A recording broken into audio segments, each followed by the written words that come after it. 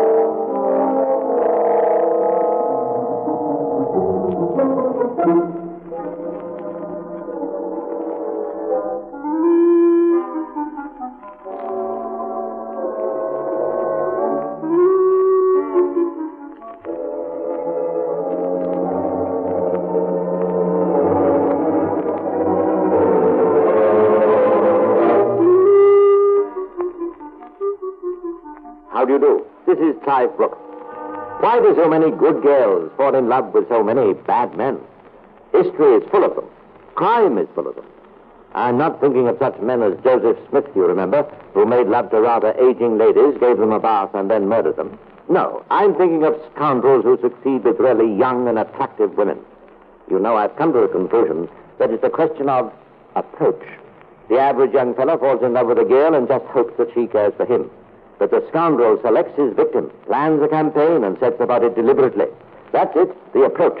These are many and various. There's the obvious one we all know, the misunderstood husband approach. Then there's the I'm so lonely approach. And then I want someone to confide in and help me approach. Also the you're so lovely approach. Strangely enough, most effective with plain women. And then the Tarzan approach, dangerous but attractive, I believe. I call this week's casebook history A Lesson in Love, and it is the story of Kitty Byron, age 23, and of enchanting appearance. Early in 1902, she was working in a millinery establishment in London. To the shop one spring evening came a gentleman. Well, at any rate, he wore a silk hat and a frock coat, who appeared to be of some importance in the city.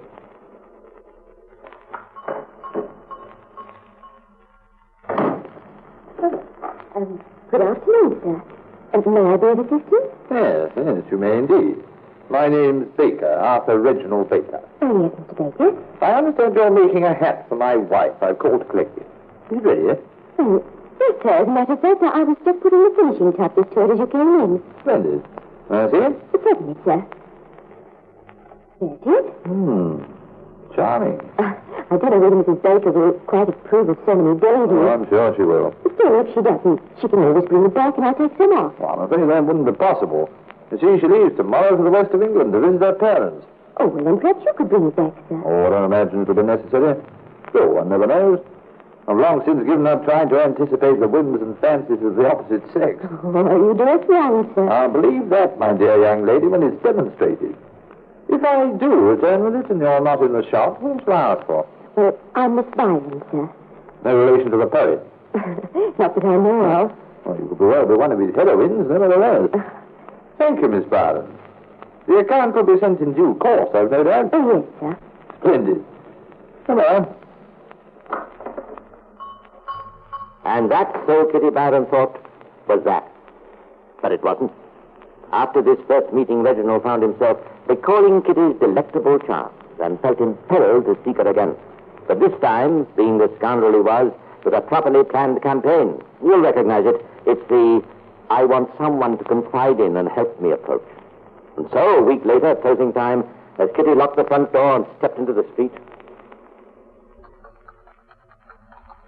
Good evening, Miss Barron. Why, it's Mr. Baker. Yes, of course. I called about a week ago to collect a hat for my wife. Yes, I remember quite well. So there weren't too many babies after all. I thought there might be. Now, if you just wait till I reopen the shop. On the contrary, Miss Barron, the hat was a great success. My wife was in the train. Well, then, why are you here? See you? Me? Yes. I don't understand. Miss Barron, I flatter myself I'm a good judge of human character. One has to be to succeed on the stock exchange, you know. And the moment I met you, I realized just what sort of a person you were. Warm-hearted, sympathetic, generous, and intelligent. You overestimate my qualities, Mr. Baker. Not at all. I go so far as to say you could help me very considerably if you were willing. Very considerably indeed. Help you? How? I'm in desperate need of advice, and I've no one else to turn to. Oh, I know that must sound strange, a man like myself, business connections and so on, but you see, all my friends are men, and their viewpoints no different from my own, and that wouldn't help me in the least.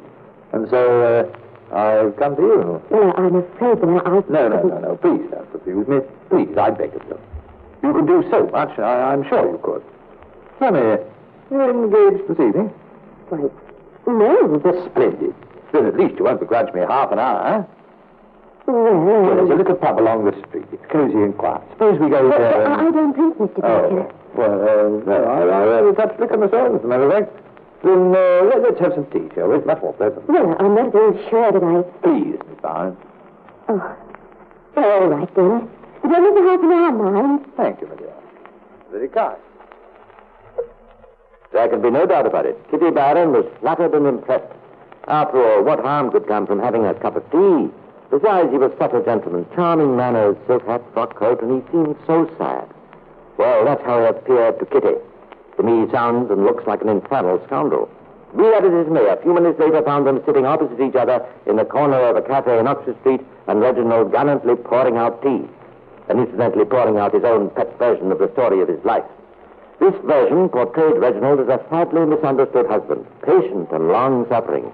There were tears in the eyes of both when at last it was over. How could she have done such a thing? Well, it's all account of this wretched woman I told you about. The woman met at the dinner party? Yes. How was I to know I'd be put next to her? Was it my fault she ignored the man on her left all night and talked all the while to me? And afterwards, when she suggested it might be cool on the terrace, I couldn't very well refuse to go with her, could I? Of course not. And then meeting her again by chance in the city the following week. And then being seen by some kind friend who immediately rushed back to my wife with the news. That's what caused the damage, of course. Oh, but surely you could have explained everything. My dear girl, I tried to. And your wife wouldn't listen? Oh, she listened all right. But nothing I said made any difference. I'm afraid she's a very obstinate woman.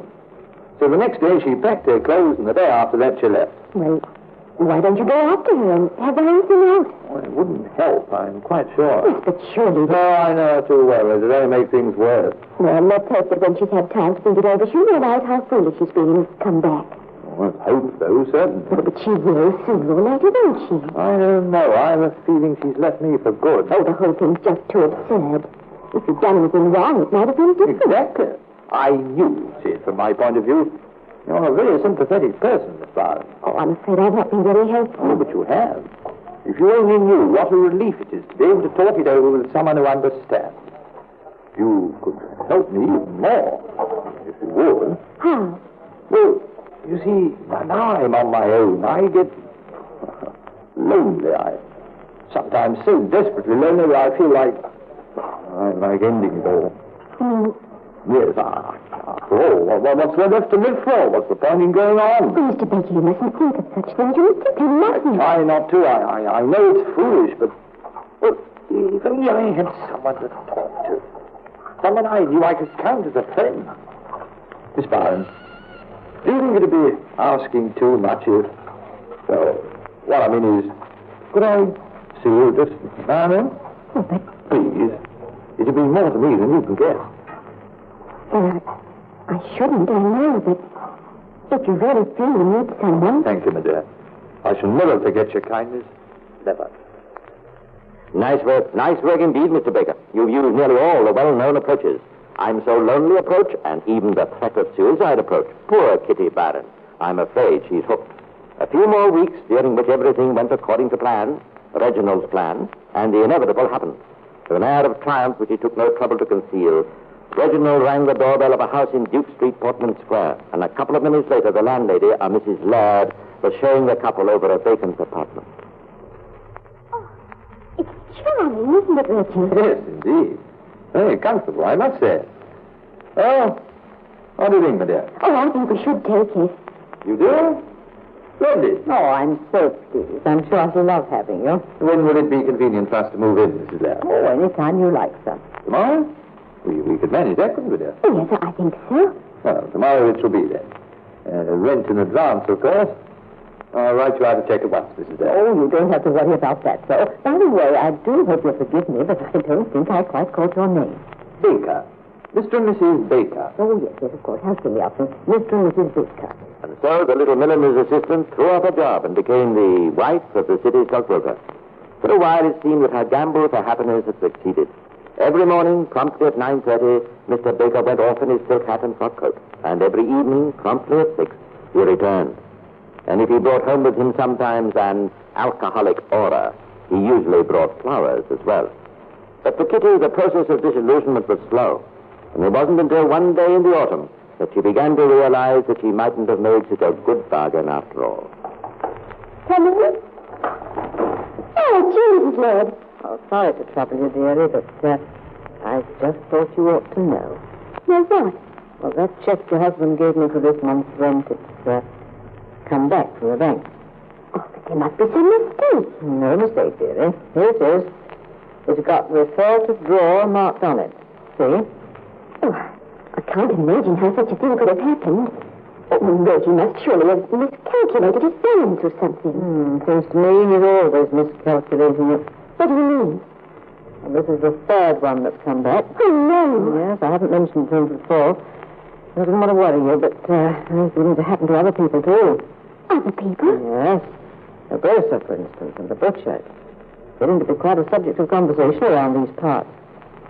I don't want to be the one to make trouble, dearie, but your husband represented himself to me as a gentleman of affluence. Oh, so he is. Well, then why do his checks keep coming back? I'm not a rich woman, Mrs. Baker, and I need this money.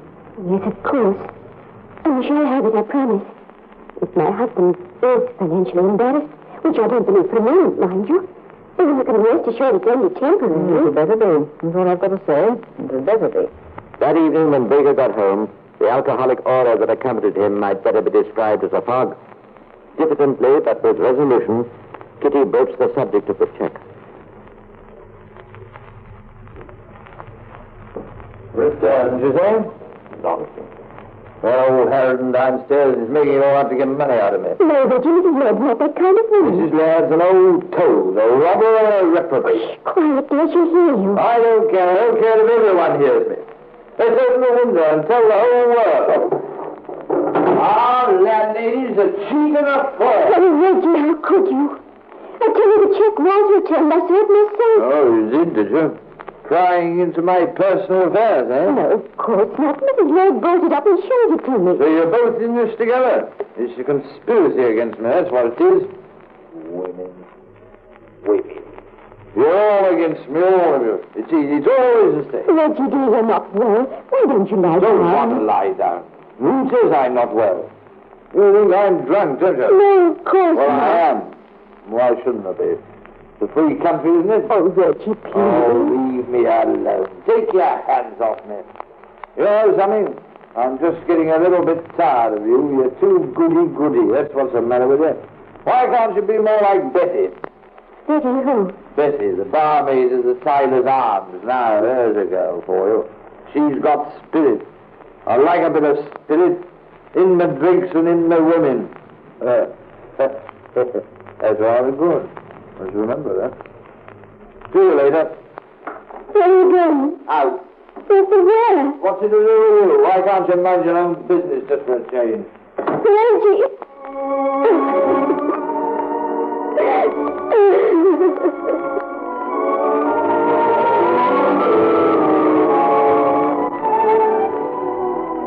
That's right. Weep, Kitty Barron, for well you may. Of course, next morning there'll be apologies and protestations of undying love and promises that it won't happen again. But it will happen again and again and again. And what's to be the outcome of it all? Where is it going to end?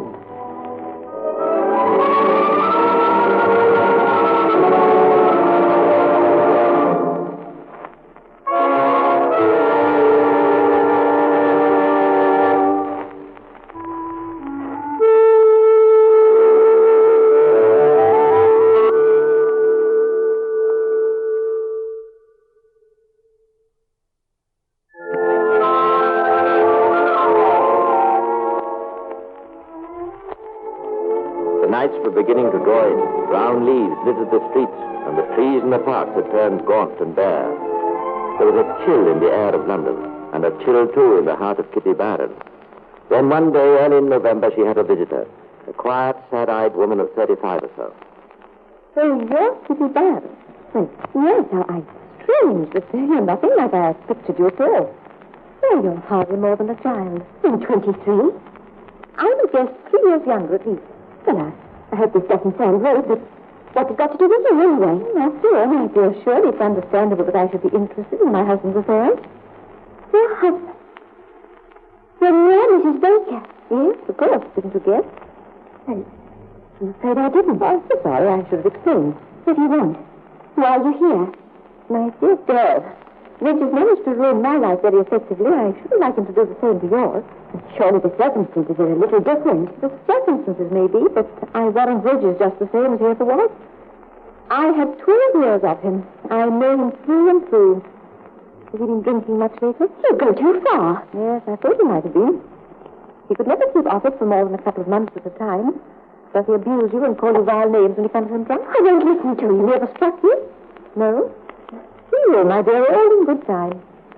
You threw a chair at me once. That's why I decided to leave him. I should have done it years ago. Will you go now, please? And how about those worthless checks? Does he still use them to pay his bills? I've asked you to leave, Mrs. Baker. Certainly, my dear, if that's how you feel about it. I'm sorry you're taking it this way, but I think I understand. You're still in love with him, aren't you? Yes. Yes, am I. I'm the pity of it. So am I. Goodbye, Miss Barron. We could probably meet in court. Days passed, matters went from bad to worse.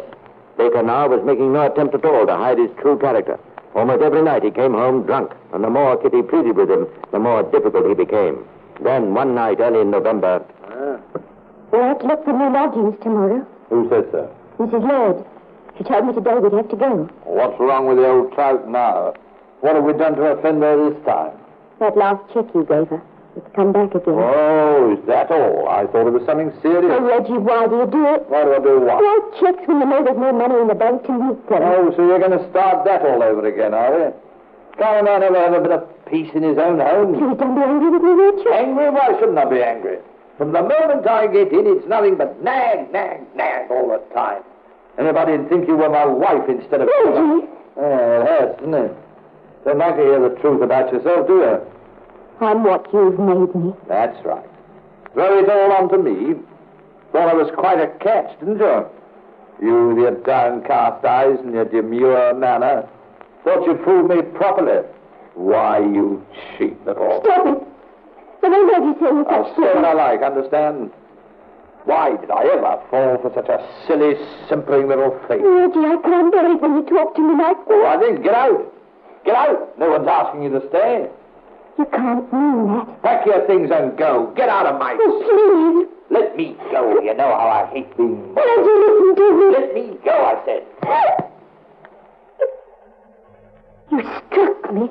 Oh, for the love of heaven, now there's tears. Well, if you won't go, I will. Just go. Get out. Come on, get out. I hope I'll never see you again. Well, that's good enough for me.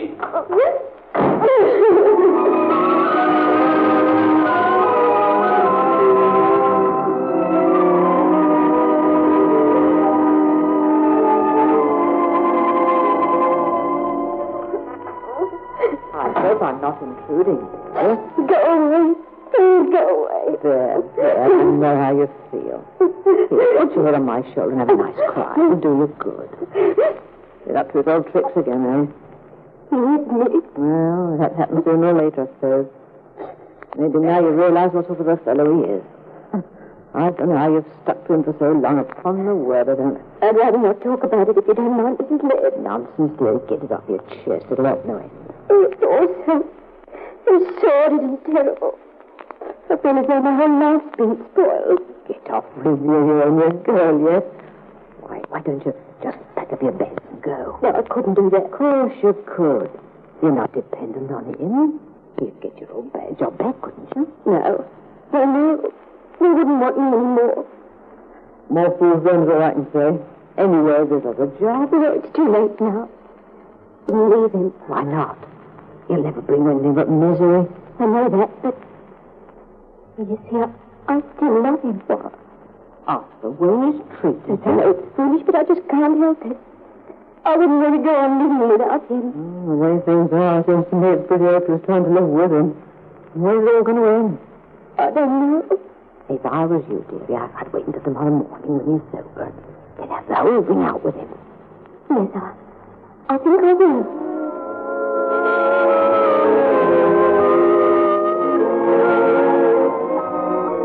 Strange, the small things that decide our fate. Had Baker returned home that night, probably this whole story would have ended differently. But he didn't. By 10 o'clock the next morning, November the 10th it was, when he still hadn't arrived, Kitty Byron was desperate and hysterical. Hardly aware of what she did, she left the house and walked into Oxford Street. Outside a cutler's shop, she stopped a minute and then turned and went in.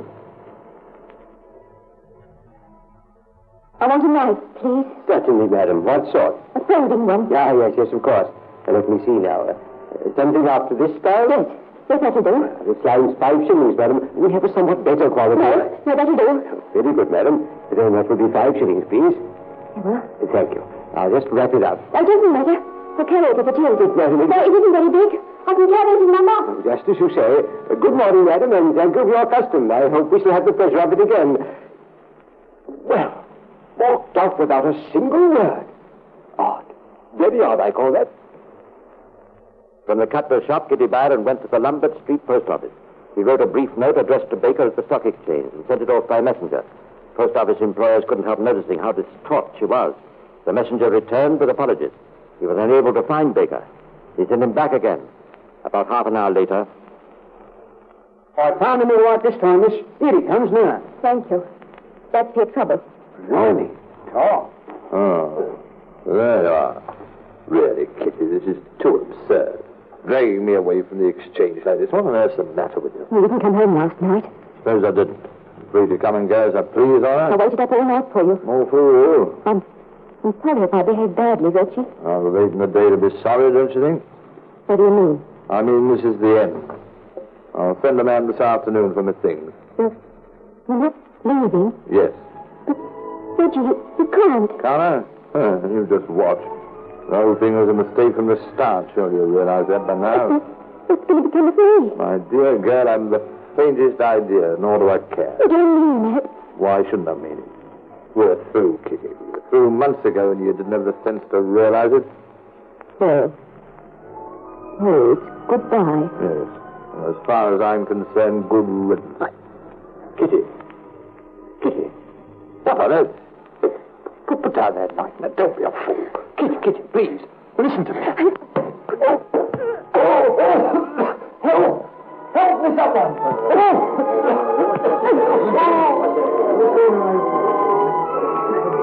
Goodbye. Reggie, goodbye. I'm a rubber. Now then, what's going on here? What's all this fuss about? I killed him. Reggie! Now then, take it easy. You better come along with me, young lady.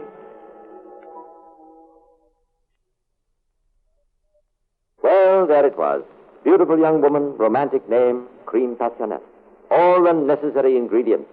Little wonder that the newspapers devoted columns to the case, that on the day of the trial, the inadequate courtroom at Newgate was packed to suffocation, and that hundreds of people unable to get in waited outside to hear the result. Actually, it was one of the shortest murder trials on record. The whole proceedings were got through in a matter of 3 hours or so, and there was only one possible verdict. We find the prisoner guilty of murder as charged, with a strong recommendation to mercy. Sentence of death was duly pronounced by Mr. Justice Darling, but not a person in the courtroom, least of all the learned judge himself, believed for a moment it would ever be executed, nor, in fact, was it. Thousands of people besieged the offices of Kitty Byron's solicitor, anxious to sign their names to a petition for reprieve, but it was never needed, for before it could be presented to the authorities, the Home Office had granted what it sought. Welcome back. I hope you enjoyed our latest episode of Secrets of Scotland Yard, and I hope the quality was okay for you. I know it's not top-notch, but they're really old. Really proper old.